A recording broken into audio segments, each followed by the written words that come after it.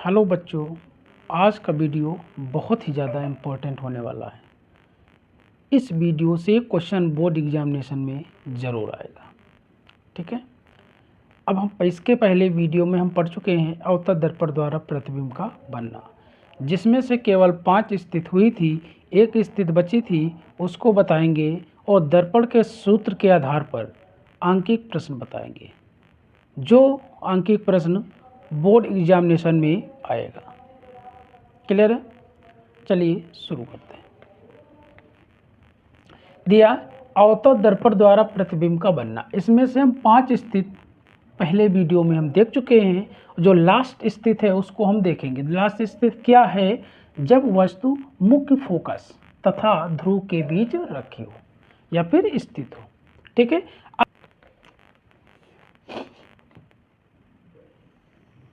सबसे पहले एक दर्पण बनाएंगे। क्या करेंगे? पहले की भांति एक दर्पण बना लेंगे। कौन सा दर्पण होगा? अवतल दर्पण। ठीक है, एक अवतल दर्पण बना लिया।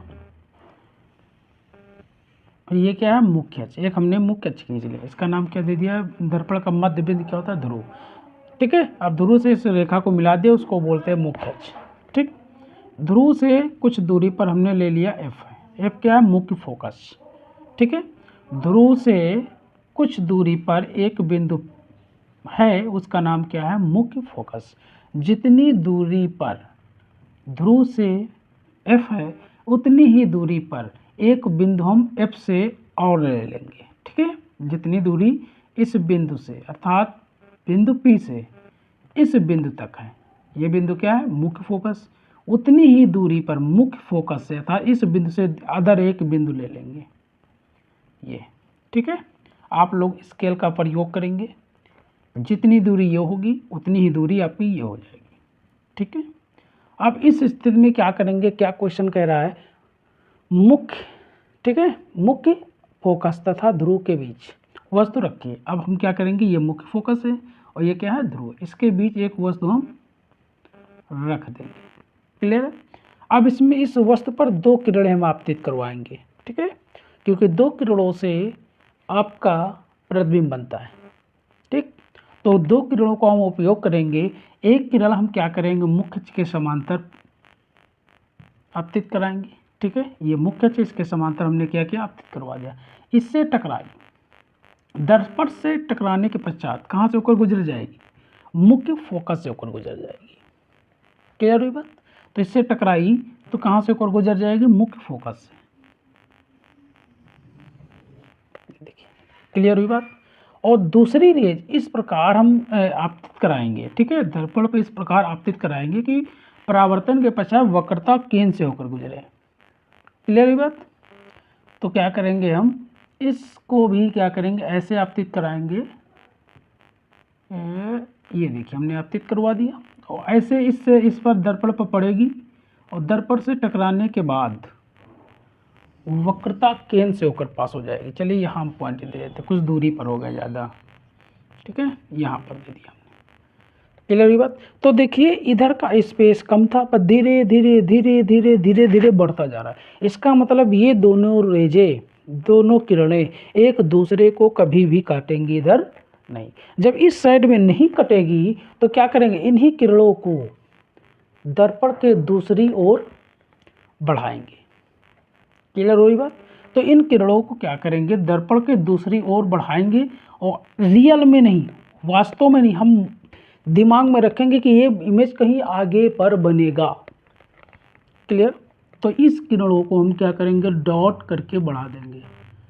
डॉट डॉट ऐसे करके बढ़ा देंगे। ठीक है, स्केल से आप लोग बढ़ाएंगे कि एकदम सीधा बने।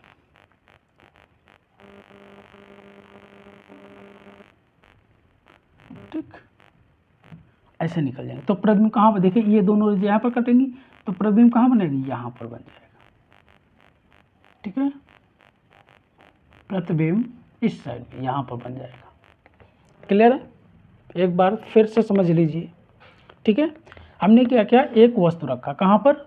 मुख्य फोकस और ध्रुव के बीच। ये बहुत ज़्यादा इम्पोर्टेंट है। ये लास्ट जो स्थित है वो पेपर में बहुत ही पूछा जाता है।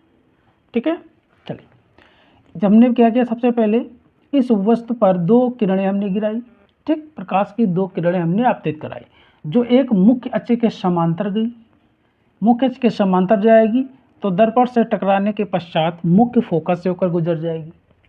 क्लियर? और दूसरी किरण इस प्रकार हमने आपतित करवाई कि दर्पण से टकराई और दर्पण से टकराने के पश्चात वक्रता केंद्र से होकर गुजर गई। ठीक है, देखिए इस प्रकार से हमने ऐसे आपतित करवा दिया तो इससे टकरा के इसी माध्यम से अपने ही पथ पर वक्रता केंद्र से होकर गुजर गई। ठीक है, तो देखिए इधर स्पेस कम है, धीरे धीरे स्पेस आपका इधर बढ़ता जा रहा है। जब इधर स्पेस बढ़ता जाएगा तो इधर कहीं भी आपकी दोनों किरणें एक दूसरे को नहीं काटेंगी। क्लियर बात? और जब काट देती तो हमारा प्रतिबिंब सेट बन जाएगा, लेकिन नहीं कटेगी तो क्या करेंगे, इन्हीं दोनों रेजों को आगे की ओर बढ़ाएंगे। ठीक है, दर्पण के दूसरी ओर बढ़ाएंगे। जब दर्पण को दूसरी ओर बढ़ाते हैं तो देखिए एक दूसरी रेजे यहाँ पर आपकी काटेंगी और जहाँ पर दोनों रेजे कटेंगी वही आपका क्या बन जाएगा, प्रतिबिंब बन जाएगा। इस वस्तु का प्रतिबिंब, ये क्या है, वस्तु है, क्या है, वस्तु, ये क्या है, प्रतिबिंब है, प्रतिबिंब। बात क्लियर हुई? तो इस स्थिति में प्रतिबिंब देखिए कैसा बन रहा है। देखिए ये आभासी रेजे हैं, है ना, हम केवल आभास करते हैं कि दूसरे साइड में बनेगा। ठीक है, तो आभासी रेजे हैं इसीलिए ये कौन सा प्रतिबिंब होगा, आभासी। अब पहले वास्तविक था, सभी स्थितियों में क्या था, वास्तविक था, लेकिन ये लास्ट स्थिति ऐसी है जिसमें क्या बनेगा, प्रतिबिंब आभासी। ठीक है, और सभी स्थितियों में क्या था, उल्टा था। लेकिन देखिए जैसे वस्तु रखी हुई है वैसे ही आपका प्रतिबिंब बन रहा है। क्लियर बात? तो देखिए ये सीधे ऐसे रखिए, ये भी प्रतिबिंब ऐसे बन रहा है, तो सीधा बन रहा है, जैसे वस्तु रखी वैसे ही प्रतिबिंब बन रहा है, तो इसलिए क्या बनेगा, सीधा बनेगा। क्लियर है?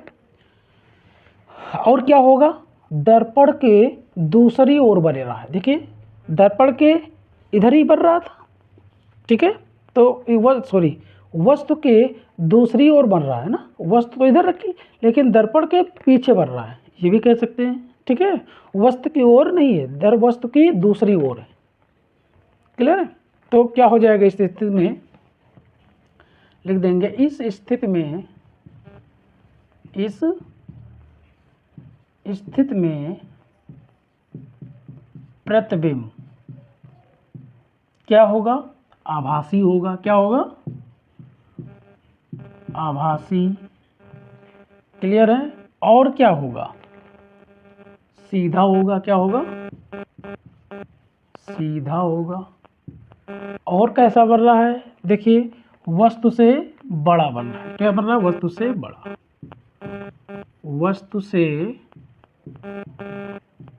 बड़ा, तथा देखिए दर्पण के पीछे बढ़ रहा है। कहाँ पर रहा है, दर्पण के पीछे, दर्पण के पीछे, या फिर ये भी हो सकता है दर्पण के दूसरी ओर। ठीक, यह भी कह सकते हो वस्तु की दूसरी ओर। क्लियर? दोनों प्रकार से आप कह सकते हो। तो कहाँ बने, दर्पण के पीछे। बात क्लियर हुई, समझ में आया? ठीक है, अब हम क्या करेंगे, अब ये हमारी जितनी स्थितियाँ थी हमने खत्म कर दिया। ठीक है, यही आपका होता दर्पण का पूछा जाता है। अब हम देखेंगे दर्पण से संबंधित, ठीक है, आंकिक प्रश्न। जो दर्पण का आपका सूत्र होता है उसके आधार पर हम देखेंगे आंकिक प्रश्न। वो आंकिक प्रश्न देखेंगे जो बोर्ड में आपका आने वाला है। क्लियर है?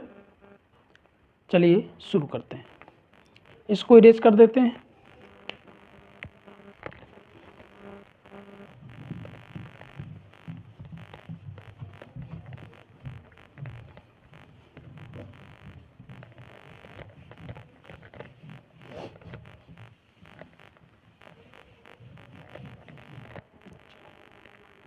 ठीक, आंकिक प्रश्न क्या होगा, हम एक क्वेश्चन ले लेते हैं जो बोर्ड में बहुत ज़्यादा ही इम्पोर्टेंट है।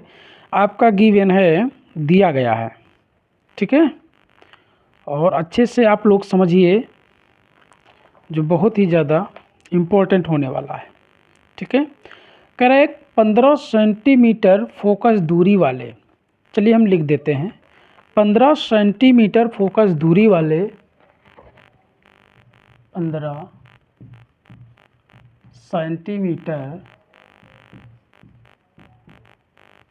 फोकस दूरी वाले 15 सेंटीमीटर फोकस दूरी वाले एक अवतल दर्पण के सामने एक अवतल दर्पण के सामने एक अवतल दर्पण के सामने 10 सेंटीमीटर दूरी पर 10 सेंटीमीटर दूरी पर 8 सेंटीमीटर ऊंचाई की 8 सेंटीमीटर ऊंचाई की एक वस्तु रखी है। दर्पण द्वारा बने प्रतिबिंब की स्थिति ज्ञात कीजिए। दर्पण द्वारा बने प्रतिबिंब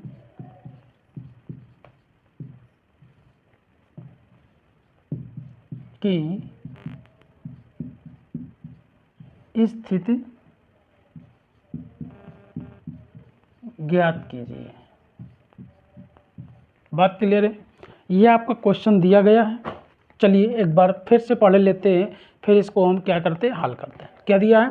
15 सेंटीमीटर फोकस दूरी वाले, तो देखिए अच्छे से पढ़िए, 15 सेंटीमीटर फोकस दूरी, तो क्या दिया गया? फोकस दूरी। लिखते हुए चले जा रहे हैं जो जो आपका गिवन है। इससे आपके माइंड में कौन सा फार्मूला लगेगा, तुरंत आ जाएगा। क्लियर है? तो क्या गिवन है? 15 सेंटीमीटर फोकस दूरी। तो क्या दिया है? फोकस दूरी। और किसकी है? अवतल दर्पण। किसकी है? अवतल दर्पण की फोकस दूरी। यहां लिख सकते हो अवतल दर्पण की फोकस दूरी। ठीक है, इसको हम किससे प्रदर्शित करते हैं? एफ से। अब अवतल दर्पण की फोकस दूरी हमारी क्या होती है? माइनस में होती है। क्या होती है? माइनस में। देखिए आपने पढ़ा होगा पढ़ा है, ठीक है, क्या? निर्देशांक ज्यामिति। ठीक है, उसमें पढ़ा होगा कि दर्पण में जितना भी, देखिए इधर मैं समझा दे रहा हूँ, ये क्या है? दर्पण है, अवतल दर्पण है। ठीक है, ये इस चतुर्थांश में ऐसे है। ठीक, तो लेफ्ट साइड में, इस साइड में जितना भी वस्तु हो, प्रतिबिंब हो, फोकस हो, कुछ भी होता है इसी साइड में है। तो अवतल दर्पण में सब लेफ्ट साइड में होता है, इसीलिए ये क्या होता है? निगेटिव होता है। वस्तु की दूरी वो भी निगेटिव, प्रतिबिंब की दूरी वो भी निगेटिव, फोकस दूरी वो भी निगेटिव, सब माइनस में होता है। लेकिन एक स्थिति में प्रतिबिंब की दूरी पॉजिटिव होती है। ठीक है, वो कौन सी स्थिति? जो भी इसके पहले जस्ट हम देख चुके हैं, अर्थात वो स्थिति क्या है? जब वस्तु ध्रुव तथा फोकस के बीच स्थित होती है। ठीक है, तो इसमें क्या होगा? अवतल दर्पण की बात कर रहा है तो फोकस क्या होगा? निगेटिव होगा, अर्थात इस साइड में होगा। बात क्लियर है? तो यहाँ फोकस दूरी हमारी क्या होगी? निगेटिव होगी। क्या होगी? निगेटिव। तो ये हो जाएगा -15 सेंटीमीटर। क्लियर हुई बात? अब फिर क्या दिया गया है? सामने रखी है 10 सेंटीमीटर दूरी पर एक, कितने सेंटीमीटर दूरी पर? 10 सेंटीमीटर। तो क्या रखिए? वस्तु रखिए। तो क्या दिया गया? वस्तु की दूरी। क्या दिया है? वस्तु की दूरी। वस्तु की दूरी को हम किससे प्रदर्शित करते हैं? यू से। किससे? यू से। ठीक है, वस्तु की दूरी हमेशा, चाहे वस्तु, चाहे लेंस हो, चाहे दर्पण हो, चाहे जो भी कुछ हो, सब वस्तु की दूरी क्या होती है? निगेटिव होती है। तो बिना सोचे समझे वस्तु की दूरी निगेटिव ही लिखेंगे। क्लियर है? फिर क्या कह रहा है? 8 सेंटीमीटर ऊंचाई की एक वस्तु। कितने सेंटीमीटर है? 8 सेंटीमीटर। क्या है? वस्तु की ऊंचाई है। तो क्या दिया गया? वस्तु की ऊंचाई। क्या दिया है? वस्तु की ऊंचाई। ये हो गया ऊंचाई। ऊंचाई को हम मान लेंगे क्या, वस्तु की ऊंचाई को h मान लिया। क्या मान लिया, h इक्वल टू 8 सेंटीमीटर। कितना है, 8 सेंटीमीटर। क्लियर है। और वस्तु की ऊंचाई देखिए ऐसे, इस वस्तु हमेशा इस ऐसे रखी होती है, वाई एक्सिस के धनात्मक दिशा में। ठीक है, तो धनात्मक की ओर रहती है, अपवर्ड में रहती है, इसीलिए क्या होगी धनात्मक, और डाउनवर्ड में क्या होगी नेगेटिव। क्लियर है। तो वस्तु हमेशा है सीधी रखी होती है, तो वो क्या होगी, धनात्मक होगी। क्लियर है। तो 8 सेंटीमीटर हो गई। कह रहा है दर्पण द्वारा बने प्रतिबिंब की स्थिति ज्ञात कीजिए। तो हमको क्या करना है, प्रतिबिंब की स्थिति निकालना है, अर्थात प्रतिबिंब की दूरी। प्रतिबिंब की दूरी या फिर स्थिति। दूरी को हम किससे नोट करते हैं, v से। किससे करते हैं, v से। v equal to question mark. ठीक है। अब देखो यहाँ h आ गया, यहाँ h का कोई मतलब नहीं है। ठीक है, यहाँ h से कोई लेना देना नहीं है, क्योंकि हमारी प्रतिबिंब की स्थिति पूछा गया है। प्रतिबिंब की ऊंचाई या फिर लंबाई कुछ पूछा नहीं गया है। ठीक है, तो यहाँ इससे कोई मतलब नहीं। तो एफ यू वी में संबंध आप पढ़े हैं। ठीक है, दर्पण के सूत्र से। अब इसको हम हल करते हैं, लिखेंगे दर्पण के सूत्र से। दर्पण के सूत्र से क्या होता है, दर्पण का सूत्र 1/f equal to 1/v plus 1/u। Clear है। तो देखिए f की वैल्यू आपकी गिवन है कितनी, -15 सेंटीमीटर। तो f की जगह क्या रखेंगे, -15 सेंटीमीटर। ये हो जाएगा 1/-15 इक्वल टू 1/v की वैल्यू नहीं पता तो v लिख देंगे। क्लियर है। प्लस 1/u की वैल्यू आपको पता है कितना है, -10 सेंटीमीटर। तो ये हो जाएगा -10। क्लियर है। अब देखिए माइनस को जब प्लस से गुणा हो जाएगा इनटू में, तो माइनस को जब प्लस में गुणा करेंगे क्या हो जाएगा, माइनस हो जाएगा। अर्थात ये हो जाएगा 1/-15 इक्वल टू 1/v और -1/ क्या हो जाएगा, ये 10। ये माइनस है, इस साइड में आएगा क्या हो जाएगा, प्लस। क्या हो जाएगा, प्लस। इधर माइनस है, इधर आएगा प्लस हो जाएगा। क्लियर बात। तो क्या हो जाएगा हमारा इस साइड में, ये हो जाएगा, बचेगा हमारे इधर 1/v। तो ये हो जाएगा 1/-15 और प्लस ये माइनस इधर आएगा plus 1/10 equal to 1/v। Clear हुई बात। अब देखो, अब इसको हम सॉल्व करेंगे। तो सॉल्व करने का आपको एलसीएम ले करके सॉल्व करना तब भी कर सकते हो।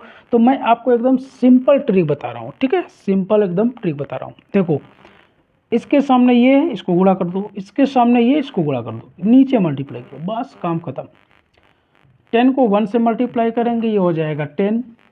-15 को +15 से करेंगे, माइनस हो जाएगा, 15 एकम 15 हो जाएगा। क्लियर बात। बटे नीचे मल्टीप्लाई करेंगे, ये हो जाएगा -150। 15 दाम 150, कितना हो जाएगा, 150। क्लियर है। Equal to 1/v। क्लियर हुई बात। अब देखो 10 में से 15 निकालेंगे, कितना निकालेंगे, 10 में से 15 निकालेंगे तो हो जाएगा -5। कितना हो जाएगा, -5। तो ये हो जाएगा -5 अपान कितना दिया, -150। ये हो जाएगा -150 बराबर 1/v। माइनस से माइनस कैंसिल, 5 तिहाई 15, कितना हो जाएगा 30। तो क्या बच जाएगा यहाँ, ये हो जाएगा 1/30 बराबर 1/v। बात क्लियर हुई कि नहीं। यहाँ बचेगा 1/30 बराबर 1/v। क्रॉस मल्टीप्लाई कर दो, इसको इससे मल्टीप्लाई करो, इसको इससे करो। v को 1 से करेंगे, ये हो जाएगा v, और 30 को 1 से करेंगे, ये हो जाएगा 30। ठीक है, किस में दिया है, सेंटीमीटर में। तो क्या हो जाएगा, सेंटीमीटर। देखिए अब देखिए जो प्रतिबिंब की स्थिति है वो क्या होगी, धनात्मक। अब देखिए धनात्मक है तो इसका मतलब वस्तु कहाँ पर होगी, वस्तु कहाँ पर होगी, ध्रुव और फोकस के बीच में होगी। क्लियर है बात कि नहीं। अब देख लो, यही दिमाग में रख लो, 15 सेंटीमीटर फोकस दूरी वाले, 15 सेंटीमीटर फोकस दूरी दी गई, और वस्तु कितनी दूरी पर रखी है, 10 सेंटीमीटर। इसका मतलब क्या, फोकस और ध्रुव के बीच में है। तो इसीलिए वस्तु की जो दूरी है वो क्या आई है, 30 सेंटीमीटर। तो वस्तु कैसी वस्तु नहीं, प्रतिबिंब की जो दूरी आई है वो क्या हो गई 30 सेंटीमीटर। बात क्लियर है? तो 30 सेंटीमीटर ये इसका क्या दर्शाएगा, निगेटिव आती तो आपका वास्तविक होता, लेकिन क्या है धनात्मक दूरी आई है तो ये क्या होगा आभासी होगा। अब इसका हम किरण आरेख भी खींच लेते हैं।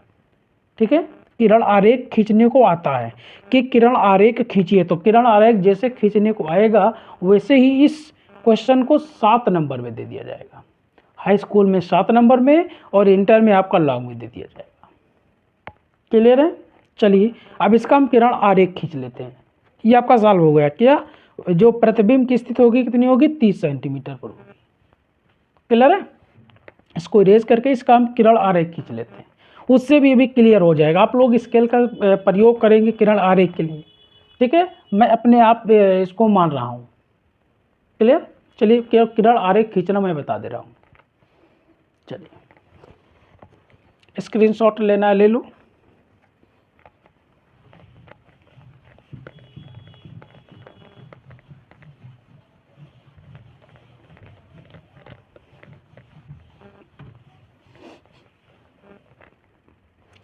सबसे पहले क्या करेंगे, अवतल दर्पण बनाएंगे।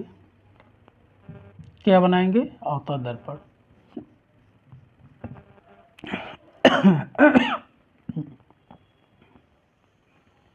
ये मुख्य अक्ष है, ये ध्रुव है।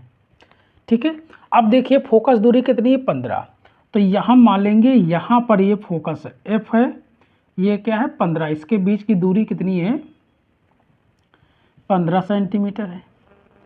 बात क्लियर है? और वस्तु कहाँ पर रखिए 10 सेंटीमीटर, मतलब ध्रुव और फोकस के बीच तो 15 से कम है, तो इसका मतलब मान लेंगे वस्तु कहाँ पर रखी, यहाँ पर रखी हुई इस जगह पर, तो इसकी दूरी कितनी है 10 सेंटीमीटर। आप लोग स्केल का प्रयोग करेंगे, स्केल की सहायता से बनाएंगे। खींचना मैं केवल बता दे रहा हूँ।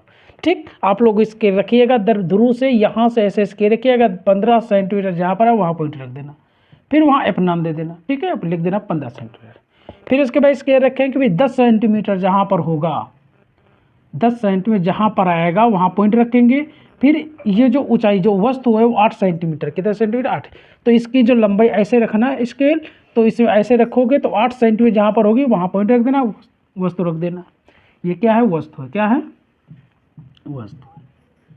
क्लियर हुई बात? अब हम क्या करेंगे, जैसे करते थे इस पर हम क्या करेंगे, मुख्य अक्ष के समांतर एक किरण खींचेंगे। ऐसे मुख्य अक्ष के समांतर हमने एक किरण खींची। क्लियर है? अब दर्पण से टकराई कहाँ से होकर पास होगी, मुख्य फोकस से, तो हम क्या करेंगे मुख्य फोकस से होकर किरण निकाल देंगे। क्लियर है? दूसरी रेस, अब आपको ये भी पता है हमने क्या बताया था कि ध्रुव से फोकस के बीच की जितनी दूरी होगी उतनी ही दूरी फोकस से और वक्रता केंद्र के बीच होगी। अब इतनी ही दूरी पर स्केल रखेंगे, 15 सेंटीमीटर जहां पर आएगा वहां पर क्या करेंगे पॉइंट रख देंगे। क्या करेंगे पॉइंट, उसका नाम दे देंगे हम सी। क्लियर है? अब इसको इस प्रकार किरण हम इसमें भेजेंगे कि हमारा देखिए ये दूरी कुछ ज़्यादा है और ये कम लग रही है, इसको थोड़ा सा बढ़ा देते हैं। ये आप लोग स्केल की सहायता से करेंगे। ठीक है, स्केल सहायता से। अब इस पर हम क्या करेंगे, ऐसा किरण डालेंगे दर्पण पर कि वक्रता केंद्र से होकर पास हो जाए। तो इसको हम इस प्रकार से याद डाल देंगे, टकराई कहाँ से होकर गुजरेगी, वक्रता केंद्र से। खींच लो, ऐसे खींच दिया। अब देखो ये स्पेस इधर कम था, धीरे धीरे इधर बढ़ता, इधर नहीं कटेगा, और नहीं कटेगा तो इसको क्या करेंगे दूसरी ओर इस किरणों को बढ़ाएंगे ऐसे स्केल की सहायता से। फिर मैं कह रहा हूँ स्केल की सहायता से बेटा बनाइएगा, ये क्वेश्चन बहुत ही ज़्यादा इम्पोर्टेंट है। ठीक है, अब देखिए प्रतिबिंब आपका यहाँ पर बनेगा, ये देखिए। ठीक है, यहाँ पर बन जाएगा। ये क्या है, वस्तु का प्रतिबिंब है। क्या है ये, प्रतिबिंब। क्लियर हुई बात? तो अगर ये आप दूरी मापेंगे तो ये दूरी प्लस में आ जाएगी, वो कितने सेंटीमीटर, 30 सेंटीमीटर। इस प्रकार से हम किरण आरेख खींचते हैं। क्लियर हुई बात? अवतल दर्पण से संबंधित एक अंकित प्रश्न और, ठीक है, जो बोर्ड एग्जामिनेशन में बहुत ही बार पूछा गया है। ये क्वेश्चन हाई स्कूल में 7 नंबर का और इंटर में 3 नंबर का आपका आता है। चलिए शुरू करते हैं। सबसे पहले हम क्या करेंगे, क्वेश्चन पढ़ेंगे। ठीक है, जो क्वेश्चन पढ़ेंगे अच्छी तरीके से, अब इसमें जो जो गिवन होगा उसको हम लिख लेंगे। ठीक है, इससे आपको आसानी आ जाएगी। ठीक है, इससे आपको आसानी मिल जाएगी। चलिए देखते हैं। अवतल दर्पण के सम्मुख, अवतल दर्पण के सम्मुख समझते हुए चलते हैं। मतलब एक अवतल दर्पण, उसके सामने कितने सेंटीमीटर, 10 सेंटीमीटर की दूरी पर एक वस्तु रखी है। क्लियर है? तो क्या दिया, 10 सेंटीमीटर की दूरी पर रखी वस्तु। तो क्या दिया गया, वस्तु की दूरी लिखेंगे। दिया है वस्तु की दूरी, वस्तु की दूरी, वस्तु की दूरी को हम किससे प्रदर्शित करते हैं, u से। क्लियर है? अब ये अवतल दर्पण के सामने रखी है, तो अवतल दर्पण में u क्या होता है, निगेटिव होता है। ठीक है, चाहे जो हो सभी में वस्तु की दूरी हमेशा क्या होती है, निगेटिव होती है। ठीक है, तो ये हो जाएगा माइनस का 10 सेंटीमीटर। बात क्लियर है? फिर क्या दिया, आगे फिर पढ़ते हैं। वस्तु का 3 गुना बड़ा वास्तविक प्रतिबिंब बनता है। क्लियर है? तो देखिए 3 गुना बड़ा बनता है, जो जितना गुना होता है उसको हम बोलते हैं आवर्धन। ठीक है, एकदम सिंपल। क्या होता है, जितना गुना होता है उसको हम क्या बोलते हैं, आवर्धन। तो ये हमारा क्या दिया गया, आवर्धन।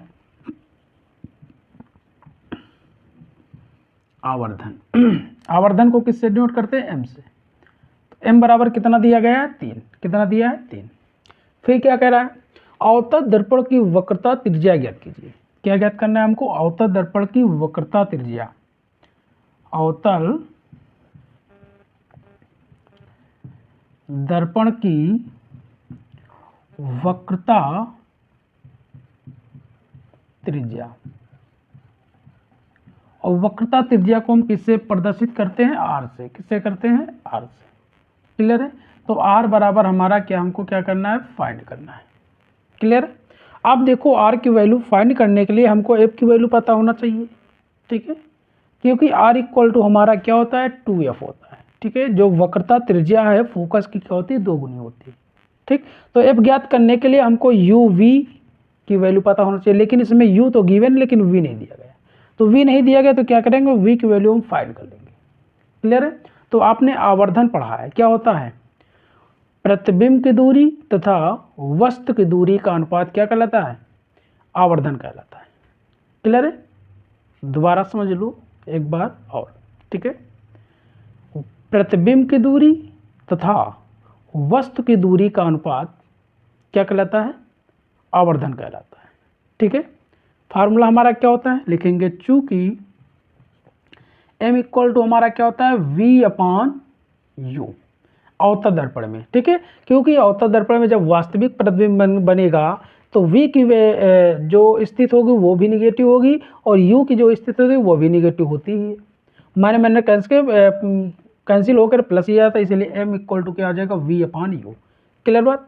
तो देखिए m की वैल्यू हमारी गिवन है, m की वैल्यू कितनी है, 3 है। कितनी है, 3। तो हम क्या करेंगे, यहाँ लिख देंगे 3। बात क्लियर है?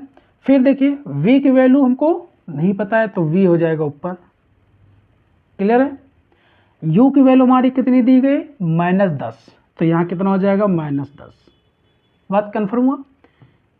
अपान में 1 होता है, 3/1 होता है, तो v को हम 1 से मल्टीप्लाई करेंगे, v आ जाएगा, और 3 को हम 10 से मल्टीप्लाई करें, -30 आ जाएगा। तो v को 1 से मल्टीप्लाई कर दो, v इक्वल टू हमारा क्या आ जाएगा, 3×30, ये हो जाएगा -30। किस में दिया, सेंटीमीटर में, तो ये हो जाएगा सेंटीमीटर। बात क्लियर हुई? तो v की वैल्यू पता हो गई। अब हम f की वैल्यू निकालेंगे। ठीक है, f बराबर हमारा क्या हो जाएगा, ध्यान से देखो, लिखेंगे क्योंकि 1/f equal to 1/v plus 1/u। ये आपको पता है कि दर्पण का सूत्र है, तो हम f निकालेंगे तभी हमारा क्या होगा, r की वैल्यू हमारी फाइंड होगी। ठीक है, तो हम f की वैल्यू पहले निकालेंगे। 1/f इक्वल टू v की वैल्यू हमने फाइंड कर लिया, कितना आया, -30, तो ये हो जाएगा 1/-30 प्लस 1/u की वैल्यू आपको पता है कितना दिया है, -10, तो ये हो जाएगा -10। क्लियर है? अब चाहे तो इसको इससे गुणा कर लो, इससे तिर्यक गुणा कर लो, या फिर आप एलसीएम लेकर के भी कर सकते हो, ठीक है, या हर बराबर करके भी कर सकते हो, जैसा भी करना चाहो, ठीक है। तो हम क्या करते हैं, जो एक मेथड बताया वही तिर्यक गुणा कर लेते हैं, सिंपल है, ठीक है, कुछ दिमाग नहीं लगाना। देखिए 10 को 1 से गुणा करेंगे, ये हो जाएगा 1/f इक्वल टू 10 को 1 से गुणा करेंगे माइनस का 10, माइनस को प्लस से गुणा करेंगे, ये हो जाएगा माइनस, क्या हो जाएगा माइनस, और ये हो जाएगा 30 को 1 से, ये हो जाएगा 30 अपान, इसको मल्टीप्लाई करो, माइनस को माइनस से मल्टीप्लाई करेंगे प्लस हो जाएगा, तो 10 3 30, अर्थात ये हो जाएगा 300। 1/f इक्वल टू -10 -30 अपान 300, ठीक है। अब देखिए ये माइनस माइनस है तो क्या हो जाएगा प्लस हो जाएगा, तो ये हो जाएगा 1/f इक्वल टू, ये हो जाएगा माइनस का 40 बटे, ये हो जाएगा 300, 0 से ये 0 कैंसिल, 2 से ये कैंसिल हो जाएगा, ये हो जाएगा 2 दूना 4, ये हो जाएगा 2 1 कम 2, ये हो जाएगा 2 पंची 10, क्लियर है। तो क्या आ जाएगा 1/f इक्वल टू -2/15, ये आएगा। अब f की वैल्यू क्रॉस मल्टीप्लाई कर दो, तो अगर f की वैल्यू निकालेंगे तो ये हो जाएगा हमारा कितना -2f इक्वल टू 15, कितना आ जाएगा 15।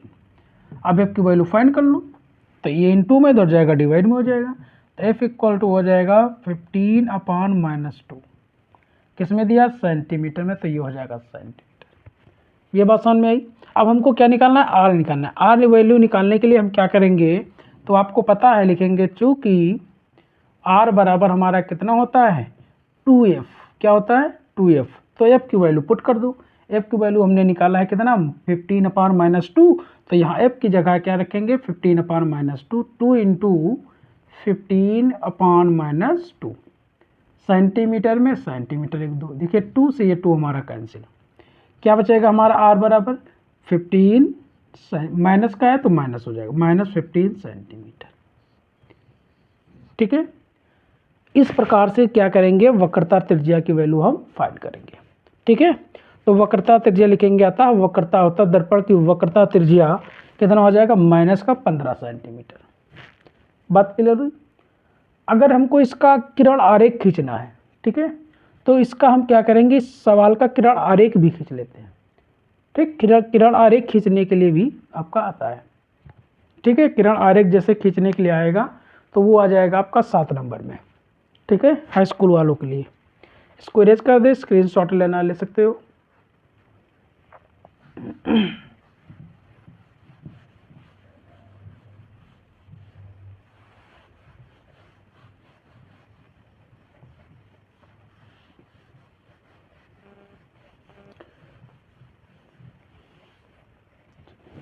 अब हम क्या करेंगे, इसी का किरण आरेख खींचेंगे, ठीक है। उसमें भी आपको पता चले कि किरण आरेख कैसे खींचेंगे, हमको v की वैल्यू भी पता हो गई थी। ये हमारा क्या है, अवतल दर्पण है,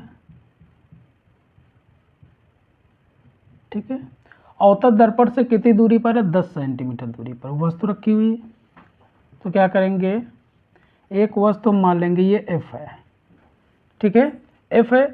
f की हमने जो दूरी निकाला था कितना था 15/2,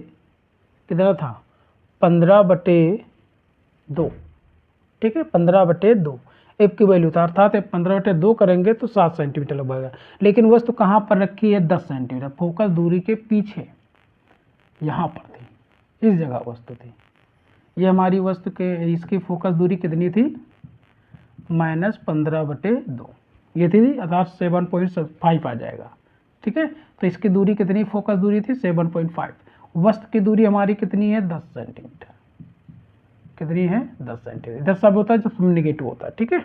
अब हम क्या करेंगे, इससे वस्तु हम क्या करेंगे, थोड़ा सा बड़ी रख देते वस्तु को, ठीक है, इस प्रकार से।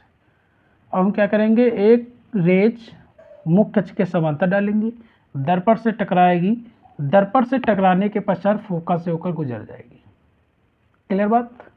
तो क्या करेंगे, इसको हम फोकस से होकर, तिरछा हो गई है, आप लोग स्केल का प्रयोग करेंगे, फोकस से होकर क्या करेंगे, हम गुजार देंगे, क्लियर है। फोकस से होकर हमने गुजार दिया। अब दूसरी रेज हमारी वक्रता केंद्र से होकर जाएगी, तो वक्रता केंद्र आपको नहीं पता है, लेकिन हमने निकाला था भी वक्रता त्रिज्या, ठीक है। इसका 2 गुना कर दो, आया था 15, तो यहाँ पर क्या हो जाएगा, ये हो जाएगा सी, यानी यही वक्रता केंद्र और ध्रुव के बीच की दूरी है वक्रता त्रिज्या कहलाती है। क्लियर है? तो यहाँ से यहाँ के बीच की दूरी कितनी है, 15 सेंटीमीटर। इधर भी क्या होगा, निगेटिव, इधर जितना होगा सब निगेटिव। अब दूसरी रेज हम क्या करेंगे, ऐसा गुजारेंगे इससे हमारा होकर ही निकले। ठीक है, तो देखिए निकाल देते हैं। ऐसे वस्तु की रेज जाएगी, इससे टकरा करके इसी पथ पर वापस लौट जाएगी, वक्रता केंद्र से गुजरते हुए ऐसे वापस लौट जाएगी। तिरछा हो गई बेटा, आप लोग अच्छे से बनाइएगा। देखिए यहाँ पर कट रहा है, ये देखिए, ठीक है, यहाँ पर कटेगा आपका, तो प्रतिबिंब कहाँ बन जाएगा, इस जगह बन जाएगा। तो ये क्या हो जाएगी, वस्तु की दूरी, प्रतिबिंब की दूरी हो जाएगी। कितनी दूरी जाएगी, प्रतिबिंब। अब प्रतिबिंब की दूरी आपको निकालना है, तो कितनी थी हमारी, 30 सेंटीमीटर आई थी ना। तो यहाँ से ले करके यहाँ तक की दूरी कितनी हो जाएगी हमारी, 30 सेंटीमीटर। कितना हो जाएगा, 30 सेंटीमीटर। इस प्रकार से क्या करेंगे हम, किरण आरेख को खींचेंगे।